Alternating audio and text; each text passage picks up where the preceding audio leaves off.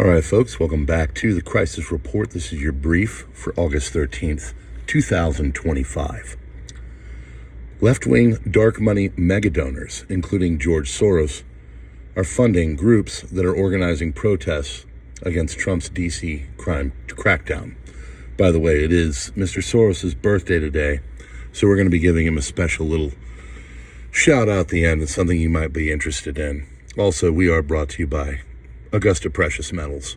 If you're looking to turn your IRA into gold and silver, this is the company to do it. Israeli military is saying it has approved a plan for a new Gaza offensive. Estonia has expelled the Russian diplomat over interference, according to the ministry. Zelensky, Ukraine, is going to be in Berlin for Trump conference on Ukraine war, according to government sources.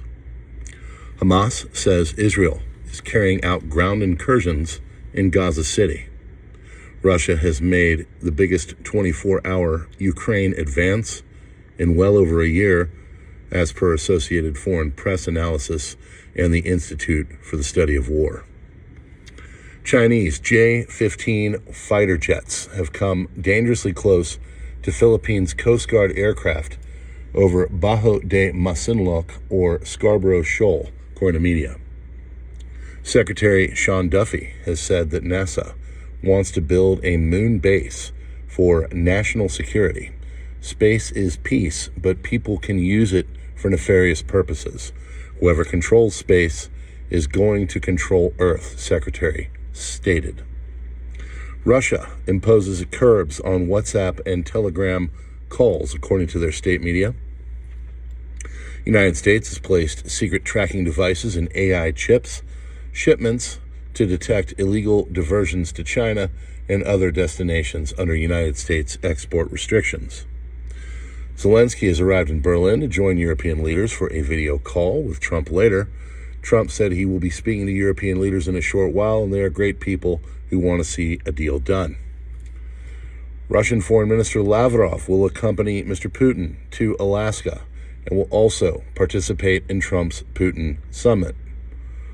Russia and Belarus are set to practice the use of nuclear weapons and Oreshnik intermediate range ballistic missiles, or IRBMs, during the upcoming Zapad 2025 exercises, the Ministry of Defense of Belarus, Viktor Krenin, has said. Hamas says that Israel is carrying out ground incursions in the Gaza City, according to the Associated Foreign Press. Russian army took or claimed 110 square kilometers, or about 42.5 square miles, on August 12th alone. Compared to the previous day, it was the most since late May 2024. Mandatory evacuation has been announced in 14 settlements in the Donetsk region. Trump is holding a call now with Ukrainian President Zelensky and several European leaders ahead of his summit with Mr. Putin on Friday, according to Axios. Leaks are revealing that Microsoft helped Israel deploy Azure Cloud for mass surveillance and airstrike planning.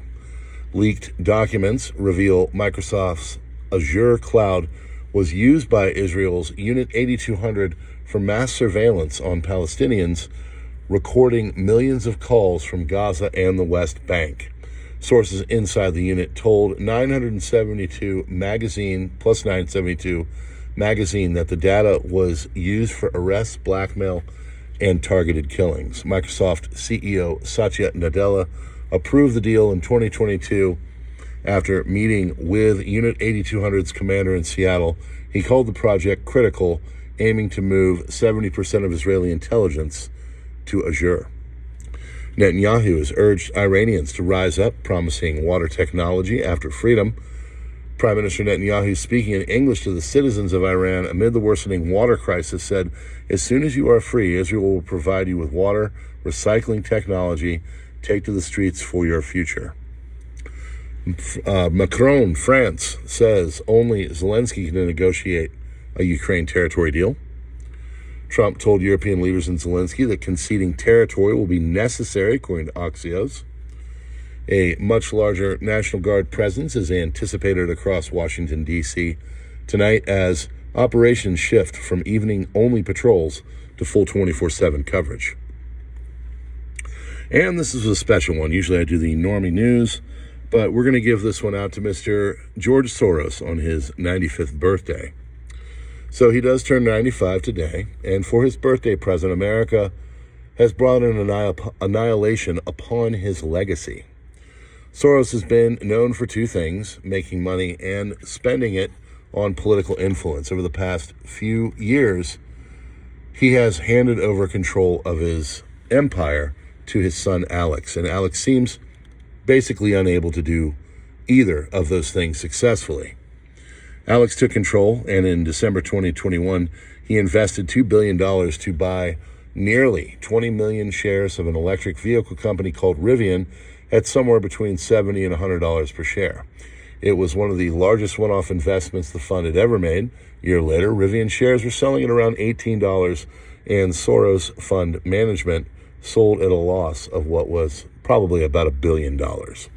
Perhaps related to the massive losses on Rivian, in July 2023, Open Society Foundations announced that it would be laying off 40% of its staff worldwide, halting all new grants until February 2024, and completely changing its operating model.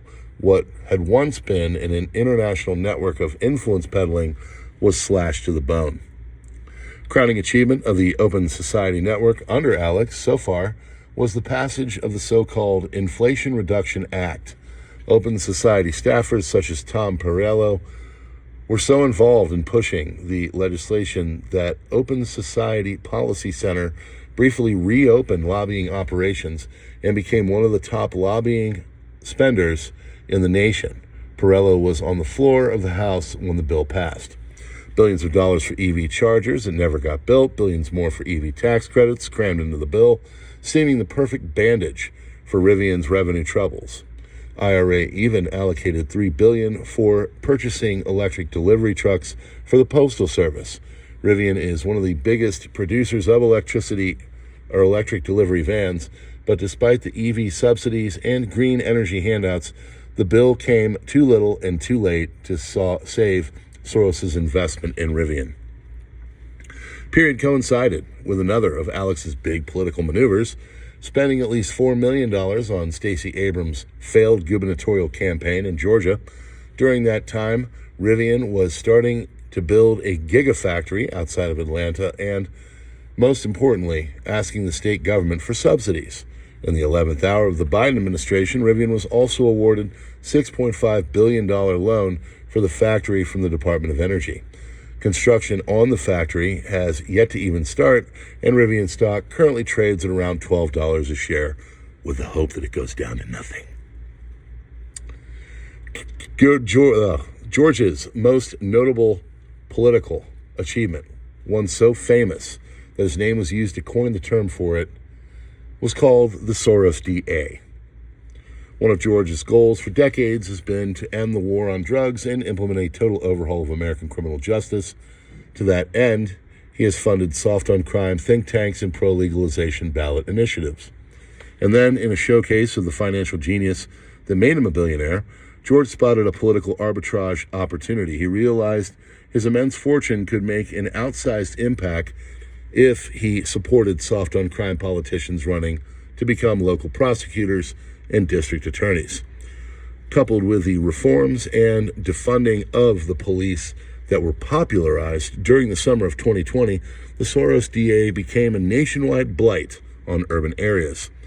While left-leaning pundits, researchers, and think tanks, frequently funded by Soros, tried to explain away the spike in crime and blame it on the Rona, guns, and economic hardship, Americans grew more discontented with the reform that they had been promised. The demise of the Soros DA is more than a rejection of Soros' legacy on criminal justice policy. It was also a rejection of his legacy on immigration. As one might guess, from a name like Open Society, Soros is a proponent of open borders. One reason Soros began funding DAs in 2016 was to create sanctuary cities that would be the heart of the so-called resistance. Well, now they're in shambles, and we hope he enjoys his birthday. Happy birthday, bud. This one's from all of us. Raise your glasses high, friends. You're doing better than you know. This message has been brought to you by Augusta Precious Metals. Check out the links in the description. This is your brief. God bless us all and hope you have a great day.